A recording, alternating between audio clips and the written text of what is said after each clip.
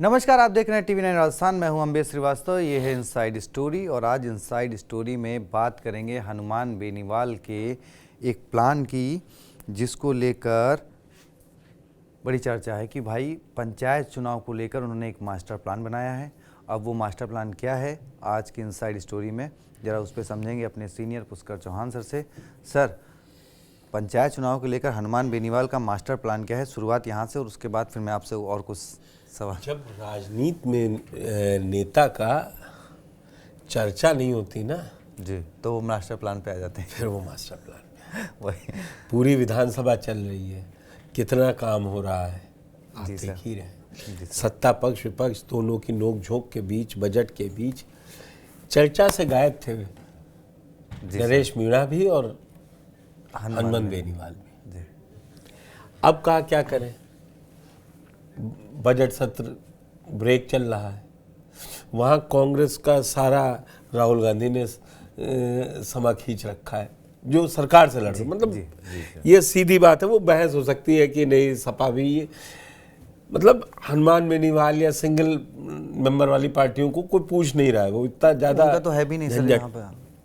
अभी हनुमान बेनीवाल का इस पहली बार है कि वहाँ पे कोई विधायक भी नहीं है। अब यहाँ भी नहीं है, वहाँ चल नहीं रहा है, तो कहें क्या करें। कहें नेता को जानता है आखिरी में उसको इज्जत या उसको वक़्त या उसका जलवा जलाल तभी कायम है जब जनता चाहेगी, और जनता के सबसे निचले पायदान का चुनाव होने जा रहा है पंचायत का। संसद में खुद है और बीच में कहीं कोई है नहीं, सीधे पंचायत का चुनाव है। वो जान रहे हनुमान बेनीवाल, इसीलिए पूरी रणनीति की 1 मार्च से वो पैदल निकल जाएंगे, गांव-गांव जाएंगे। कहते हैं नहीं, पाँव-पाँव चलिए, गांव-गांव चलिए तो सत्ता आ जाएगी जी। तो अब तो लोग नेता चलते ही नहीं है इतना, अब तो आए वीडियो ट्वीट कर दिया। मतलब ये सारी पार्टियों के लिए है। हनुमान बेनीवाल को लगा ये मौका है, अगर यहाँ धूप में पसीना बहा लिया। देखिए एक समय था जब आप जनवरी और दिसंबर में देखिए हनुमान बेनीवाल कितनी चर्चा थी सर, लगातार हर मुद्दे फिर एकदम से अच्छा नेता के साथ ये समस्या है, फिर अब फोन ही नहीं उठा रहा है जी। न कलेक्टर सुन रहा है, न कोई सुन रहा है, सरकार में कोई बात ही नहीं है। तो कहा कि कुछ यही करो कि वहाँ 10-5 आदमी तोड़ो। और पंचायत का चुनाव ऐसा चुनाव होता है कि इसमें छोटे स्तर के लोग आते हैं, तब भी नज़र पड़ती है पार्टी के जो संगठन लोग होते हैं कि बोले यहाँ से 3 आदमी तोड़ रहे हैं, ये 4 आदमी, इनका दबाव बन रहा है, वो चर्चा चलने लगती है। अच्छा अभी है 26-28 में तो चुनाव है ही, और जब आप 0 पे खड़े हो तो आपको मेहनत ज़्यादा करनी होगी। Yes sir. उसी के लिए अब हनुमान बेनीवाल आए हैं कि पंचायत में अगर जलवा दिखा लिया तो दोनों पूछेंगे, और उनके साथ तो ये समस्या नहीं, वो बीजेपी के साथ भी जा चुके हैं और कांग्रेस के साथ भी जा चुके हैं। अब 28 में किसके साथ जाए। अभी तो इंडिया गठबंधन में दिल्ली में बैठ रहे हैं, जयपुर में नहीं बैठ रहे हैं। जी सर। अब बैठे क्या, आपने जैसा बताया कोई रह ही नहीं गया तो बैठते क्या अब। तो सर मैं अभी एक और इसी में एक सवाल आगे जुड़ूंगा, खैर मैं उस पर भी आऊँगा कि अब हनुमान बेनीवाल आगे कहाँ जाएंगे। लेकिन एक चर्चा है कि भाई नरेश मीणा के साथ मिलकर, क्योंकि नरेश अभी बीते दिनों वो एक दोनों शादी समारोह में शामिल हुए थे और वहाँ पे भी खूब जो जलवा दिखाया था दोनों ने, तो एक चर्चा है कि दोनों साथ मिलकर जो है वो पंचायत चुनाव, वो कहते हैं ना बंद मुट्ठी लाख की रहती है। अब अगर दोनों साथ आ जाएंगे एक एक एरिया में तो कुछ तो इफेक्ट पड़ेगा ही ना। 3 चुनाव हार गए नरेश मीणा, लेकिन आज भी जनता के दिलों में तो है ना वो 50,000 प्लस वोट हर जगह लिया सर उन्होंने। हाँ? तीनों अलग अलग और निर्दलीय, चाहे देवली उनियारा हो, चाहे छबड़ा हो, चाहे अंता हो। तो चक्कर अम्बेश ये है कि राजनीति, अच्छा वही बात है, फिर एक कहानी आगे बढ़ती है कि यहाँ पावर दिखा लो तो आगे चल के नरेश मीणा, मतलब भगवान ही नहीं कहते वो सचिन पायलट को, और सचिन पायलट उन्हें अभी भक्त भी नहीं मानने के तैयार है। जी खैर मैं उस पर भी आ जाता हूँ। इसी आपको आगे कुछ कहना या मैं उसी सवाल पे नहीं, मैं ये कहना चाह रहा हूँ कि अब भक्त को अपना पराक्रम दिखाना है। देखिए हार गए आप 3 चुनाव। आपको मैं एक छोटा सा किस्सा बताता हूँ। राजस्थान के चैनल पे हम लोग काम कर रहे हैं, देवीलाल का नाम भी बहुत लोग जानते हैं, सब जानते हैं। जी सर। भूपेंद्र सिंह हुड्डा इसीलिए आए, उन्होंने 2 लगातार चुनाव रोहतक लोकसभा में हरा दिए। एक चुनाव तो 9 या 10 वोटों से हारे थे, देवीलाल, राजनीति खत्म हो जाती है। आप कितना भी टेरर कहिए, आप लोगों में कहते रहिए यहाँ बेईमानी हो गई, सरकार ने हरवा दिया, जनता वो याद रखती है कि ये पहुंचा कौन जी। और आप जब गद्दी पे होते हैं, कहते हैं ना, आप जब सत्ता में होते हैं, सरकार में होते हैं, तो आप बहुत कुछ। अब विपक्ष क्या है, आश्वासनी देने जाता है ना जनता को कि ऐसा होगा जब हम आएंगे सत्ता में तो आपको ये कर देंगे जी। सरकार क्या कहती है, कहती है ये लीजिए 500 रुपये वजीफे बढ़ा दिए जी। वो तुरंत इफेक्ट है।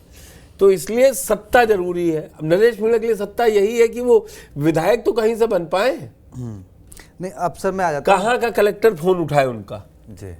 नहीं, वो तो राजस्थान के 50 जिलों को कलेक्टरों को फोन करने वाली हैसियत चाहते हैं। उन्होंने अपनी सभा में कहा कि भाई मैं विधायक नहीं बनना चाहता, मैं वो हैसियत चाहता हूं कि मैं 50 जिलों के कलेक्टर को फोन वो तो सिर्फ मुख्यमंत्री कर सकता है, प्रमुख सचिव कर सकता है। अब ये उन्होंने या तो IAS बने होते और फिर प्रमुख सचिव होते तो कर लेते फोन जी 50 जिलों के, या DGP हो जाते। अभी तो CM बन जाएंगे, या तो CM बनने के लिए पहला पायदान तो विधायकी ही है कम से कम राजस्थान में।